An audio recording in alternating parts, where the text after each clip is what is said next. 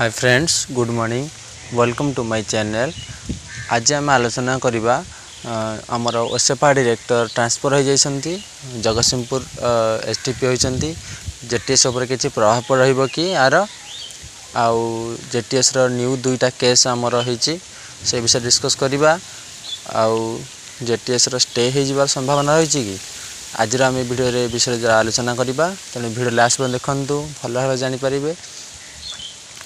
चलतु देरी नक आज भिडियो आम स्टार्ट करवा। देखु आपण मैंने सब जानी ओसेपार डायरेक्टर जी थे अनुपम साहा सी ट्रांसफर हो जाइए सी जगतसिंहपुर जिलार जिलापाल भाव कलेक्टर हिसाब से ट्रांसफर होती तेणु से जो ट्रांसफर होती जगार आउ जड़े निजुक्ति पाइबे तेणु से जो आम जेटीएसटा से ही निजुक्तिटा बाहर करते तेणु से समय जो प्रोसेस गुड़ाक होता तार किसी असुविधा हम कि असुविधा हम कौन जो कोर्ट केस को लेकिन हो आमर आज पर्यंत जो जेटी मैटर सबकि अनुपम साहा ही थे तेणु से पलैले जगार जी भी निजुक्ति रे से प्रोसेसटा को आगू ने तेणु यहाँ हूँ ओसेपा निर्देशक जी भी रे काम से ही तेणु किसी असुविधा ना जेटी प्रोसेस सेम टू सेम माने सेमती ही आगू को चलो। एबे जीवा आम जेटीएस आमर दुईटा न्यू केस होती आपण मैंने जाथे जो आमर जिला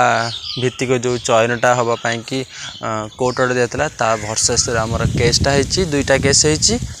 आउ चिंतामणि भूया अपोनेंट रही तेणु तार शुणाणी हम तेणु ता शुणाणी जोटा है आमर से शुणाणीटा जदि आमर गोटे थरे क्लीयर हो कि सेटा लिंगरिंग करेटा तो आम कहीपर कारण ये जो आमर किछि दिन पूर्व जो केसटा आमर होता जिला भित्तिक हाँपाई पिला माने केस करते देखुए से 4 सप्ताह को लेकर आमर बोधे होगला एकाथर के आज पर्यंत एबे लास्ट 12 तारिख आमर आसला मार्च 12 तारिख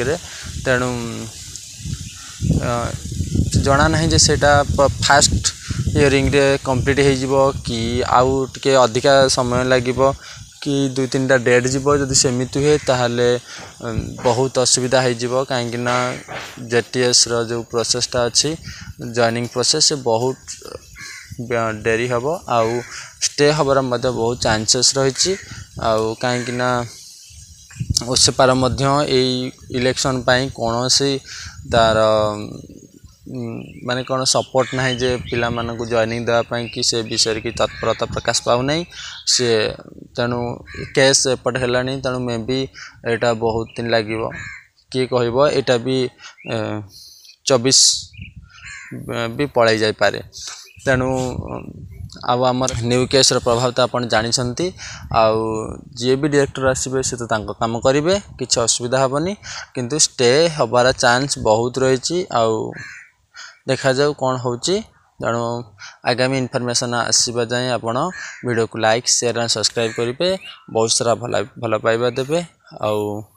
ये भाव में जेकोसी इनफॉरमेशन हो आपको देवाई चेष्टा करी। Thank you.